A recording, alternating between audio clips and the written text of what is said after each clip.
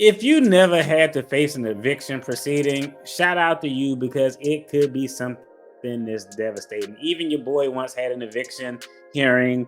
It was literally for $50. I was like 2 days late. I paid it. There was a $50 fee that I never paid, and these jokers actually filed eviction paperwork over $50. Now, of course, I went to court and got everything resolved, paid the monies before the court date, and it was a no big issue. However, it is something that could potentially be extremely stressful. And the Super Mayor Tiffany Henyard has eviction paperwork that was filed in court. Typically, with an eviction hearing, you have five things that happen. The landlord is required to provide notice. Some states it may be 30 days, other states it may be 45 days. The landlord then, after the notice period, they have to actually file the appropriate paperwork in court. After that, the court is going to have a hearing.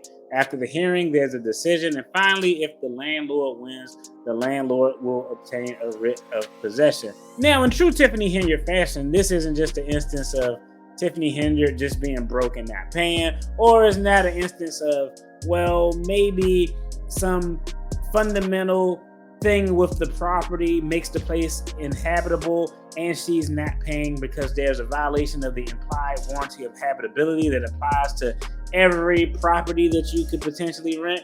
No, her attorney says that there's something else going on, and I wanted to dive in the article so we can see what's going on, and y'all let me know what y'all think in the comments. Dalton Mayor Tiffany Henyard and boyfriend subject of eviction notice filed in Cook County Court. The turmoil in South suburban Dalton and the long running feud between Mayor Tiffany Henyard and village trustees has taken a personal turn with a court filing that says she's the subject of an eviction notice.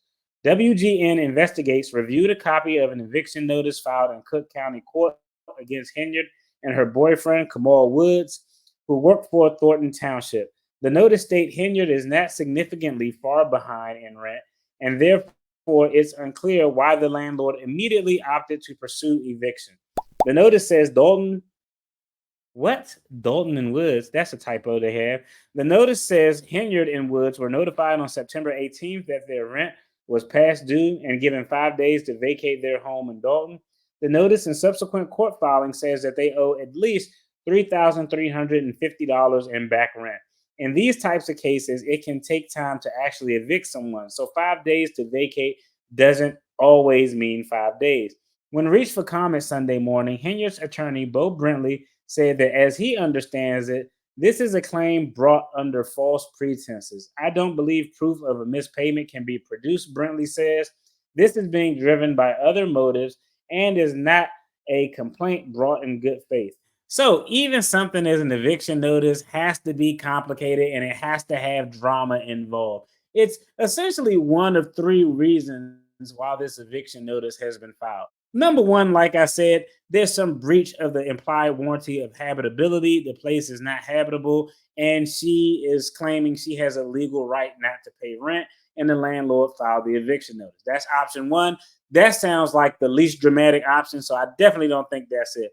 Option number two is that Henyard, hey, she makes a lot of money, but she spends a lot of money. She's actually behind in rent. She could be living paycheck to paycheck, and she could legitimately be behind $3,350 in her rent.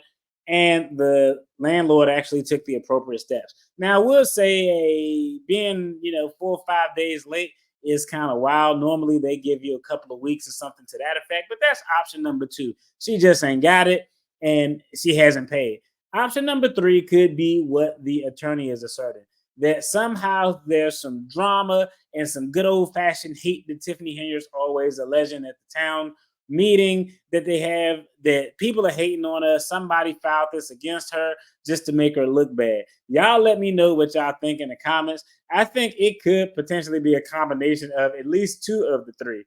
It could be that she's living paycheck to paycheck and actually missed the payment, or it could just be that somebody filed it under false pretense. Either way, eviction sucks. I hope y'all never have to deal with it. The Super Mayor eviction is just like everything else that's going on with her, an absolute shit show. Yo, if you enjoyed this video, check out the content on the screen. There's going to be more content related to attorney reactions and finance.